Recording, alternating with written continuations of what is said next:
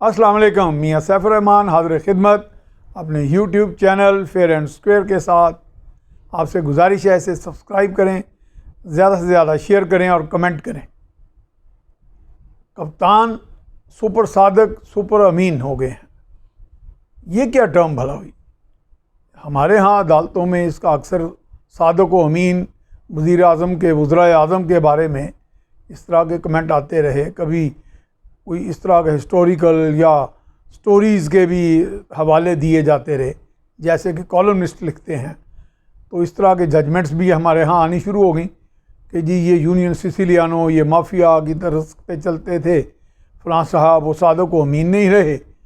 اب میں یہ کہہ رہا ہوں کہ ہمارے کپتان جو وزیر اعظم ہیں وہ سپر صادق و امین ہو گئے ہیں، تو اس کا بھی کوئی میرا خیال ہے کوئی اس کا نوٹس لیا جانا چاہیے کہ اگر صادق و امین نہیں رہنے والا بندہ نااہل ہو جاتا ہے تو جو سپر صادق و امین ہے وہ بھی نااہل ہونا چاہیے، کیونکہ یہ ایسے ہی ہے کہ جیسے آپ ملک کا ہر راز افشاں کرے جا رہے ہیں اپنی سچائی، ہر سچائی کے جوش میں، جیسے جوش خطابت ہوتا ہے، جوش سچائی میں جو آپ ہر بات بتائے جا رہے ہیں، جیسے اپنے زخم جو ہیں وہ ہرے کر کے دنیا کو بتا رہے ہیں۔ جہاں بھی جس فورم پہ کہیں بین الاقوامی جاتے ہیں، آپ ملک کے اندر کی کرپشن کی سٹوریاں سناتے ہیں، ملک کے اندر کی باتیں، ملک کے اندر جب کسی فورم پہ جاتے ہیں تو کہتے ہیں مجھے آج پتہ چلا کہ میں وزیر اعظم ہوں، مجھے آج 2-2.5 سال کے بعد چیزوں کا آہستہ آہستہ ادراک ہوا۔ یہ باتیں سچی ہوں گی، یہ باتیں کوئی جھوٹی نہ صحیح، لیکن کیا ہر سچ بات بتانے والی ہوتی ہے؟ اور خاص طور پہ بین الاقوامی فورم پہ میں تو اس کی جیسے مثال دے رہا ہوں کہ آپ کا ایک زخم ہے، جب آپ اس کو اوپر سے اتار دیتے ہیں، اس کا چھلکا جو بنتا ہے تو اس پہ طرح طرح کے بیکٹیریا اور وائرس اثر کرتے ہیں۔ تو جب انٹرنیشنل بیکٹیریا اور وائرس اتنے اکٹھے ہو گئے ہیں، اتنی پراکسی وارز ہو رہی ہیں پاکستان کے خلاف، ہائیبریڈ وار ہو رہی ہے، 5th جنریشن وار ہو رہی ہے، کیا کیا پروپیگنڈا اوفینسو لانچ ہو رہے ہیں، پاکستان کا اصل چہرہ ہی مسخ ہو گیا ہے، سچ بھی جھوٹ لگ رہا ہے، تو اس میں آپ ہوش کے ناخن لینے چاہیے، ڈپلومیٹکلی چلنا چاہیے۔ یہ وہی بات آ گئی کہ جیسے میں بہت عرصے سے، آج سے کچھ 40-45 سال قبل جب FIA ایکٹ آیا، فیڈرل انویسٹیگیشن ایجنسی ایکٹ 1974 آیا،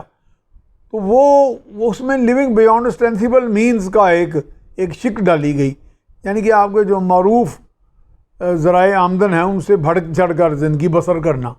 اس کے کئی سالوں کے بعد پھر نیب کا یہ قوانین آ گئے، اس میں بھی لیونگ بیونڈ ایسیٹس آ گئے، ایسیٹس بیونڈ مینز آ گئے، یعنی کہ قانون پہ قانون بنے جا رہے ہیں اور کوئی ٹھوس قسم کی کوئی ڈیولپمنٹس نہیں ہو رہی۔ تو یہ چیزیں میں اس میں بھی یہ کہتا تھا کہ ایک قانون آنا چاہیے لیونگ بلو اسٹینسیبل مینز، کہ جو